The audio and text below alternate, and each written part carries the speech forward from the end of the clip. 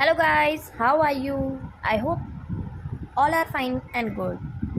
I am a pharmacist and I qualified GPET exam also.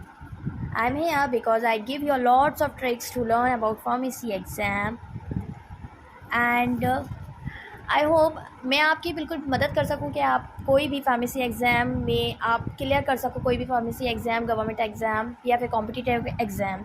So let's start the video guys, this is my first video. अगर कोई भी mistake हो गई हो तो please आप कमेंट करके मुझे बता सकते हैं। So if you guys are you interested to learn with me classification of anti diabetic drugs, so let's play the video. Oral anti-diabetic drugs. Classification of oral anti-diabetic drugs. This classification is divided into different parts. First part is enhanced insulin secretion. Insulin secretion फिर से divide करा गया है two parts में। First part है potassium ATP channel blocker, second part है डाइपेप्टाइडल peptidase 4 inhibitors, D जिसको हम बोलते हैं DPP-4 inhibitors.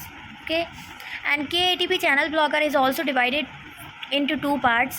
First part is sulfonylureas, second part is megliteinide phenylalanine analogs.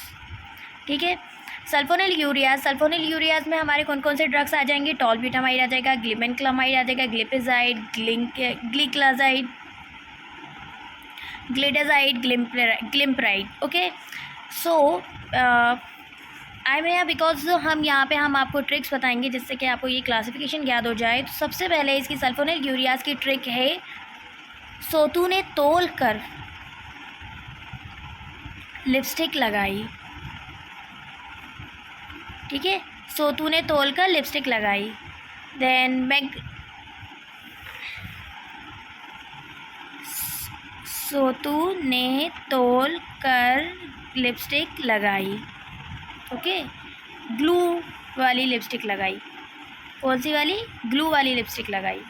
Second thing, अब पोटेशियम एटीपी चैनल ब्लॉकर ही में एक क्लासिफिकेशन हो गई सल्फोनिलयूरियाज की, दूसरी क्लासिफिकेशन हो गई मेग्लिटेनाइड फेनाइलएलानिन एनालॉग्स, जिसमें हमारे ड्रग आ जाएंगे रेपाग्लिनाइड एंड नाटेग्लिनाइड। अब रेपाग्लिनाइड और नाटेग्लिनाइड को हम कैसे लर्न करेंगे, कैसे याद करेंगे? तो इसके लिए हम याद करेंगे फेमस ग्लिनाइड।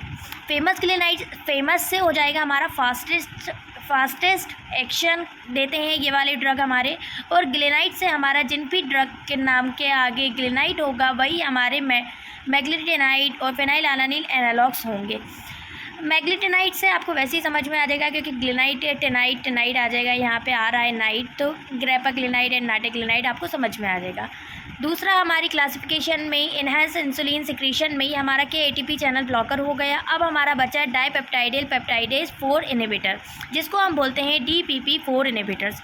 इसमें हमारे कौन कौन से ड्रग्स आ जाएंगे? सीताग्लिप्टिन, विल्डाग्लिप्टिन, सेक्साग्लिप्टिन, टेनेलिग्लिप्टिन, एलोग्लिप्टिन, लेनाग्लिप्टिन, सारे के सारे जितने भी ग्लिप्टिन वाले ड्रग होंगे वो सारे के सारे हमारे DPP-4 इनहिबिटर्स कहलाएंगे। इसको हम याद कैसे करेंगे? डी के लेप्टिन के हैं, किसके? डी के। एक को आप मान लो किसी एक दोस्त की दी हैं जिसके लिप्स के से टिन के हैं। अब टिन डी से हो जाएगा हमारा डाइपेप्टाइडल पेप्टाइडेज 4 इनहिबिटर्स, एंड लिप से हो जाएगा हमारा लिप, और टिन से हो जाएगा लिप्टिन। तो लिप्टिन से आपको याद रहेगा DPP-4 इनहिबिटर्स में हमारे कौन कौन से ड्रग्स आ जाएंगे? लिप्टिन वाले ड्रग्स आ जाएंगे। ओके, अब हम बात करते हैं दूसरी क्लासिफिकेशन की। एक हमारी हो गई एनहांसर, सेकंड हो गई हमारी ओवरकम इंसुलिन रेजिस्टेंस। कौन सी हो जाएगी हमारी? Overcome insulin resistance. अब ओवरकम इंसुलिन रेजिस्टेंस में भी इसको भी हमारे दो कैटेगरी में डिवाइड करा गया है। एक बाइगोनाइड AMP पोटेशियम एक्टिव हो जाएगा। सेकंड हो जाएगा हमारा थायाजोलिडीन डायोन PPARY एक्टिव। ठीक है, बाइगोनाइड AMP के एक्टिव में हमारा कौन सा ड्रग हो जाएगा? मेटफॉर्मिन। अगर हम अब इस ड्रग को हम याद करें तो कैसे याद करेंगे? हमारी एक बाईमेट। ठीक है, कैसे याद रखेंगे हम? बाईमेट। बाई से हमारा हो जाएगा बाइगोनाइड एंड मेट से हो जाएगा मेटफॉर्मिन, बाईमेट। And thiazolidinedione PPARY active. अब इसको हम गामा एक्टिव, इसको हम कैसे याद करेंगे? गीता पीओ थी, क्या थी? गीता पीओ थी। वो मतलब गीता एक पोस्ट ऑफिस में वर्क करती थी, तो क्या थी? गीता पीओ थी।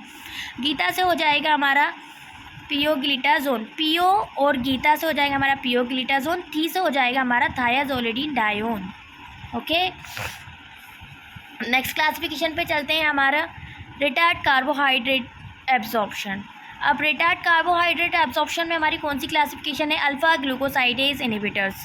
अल्फ़ा ग्लूकोसाइडेज इनहिबिटर्स में हमारे कौन कौन से ड्रग्स आ जाएंगे? एकार्बोस, मैग्लिटिलॉल एंड वोग्लिबोस।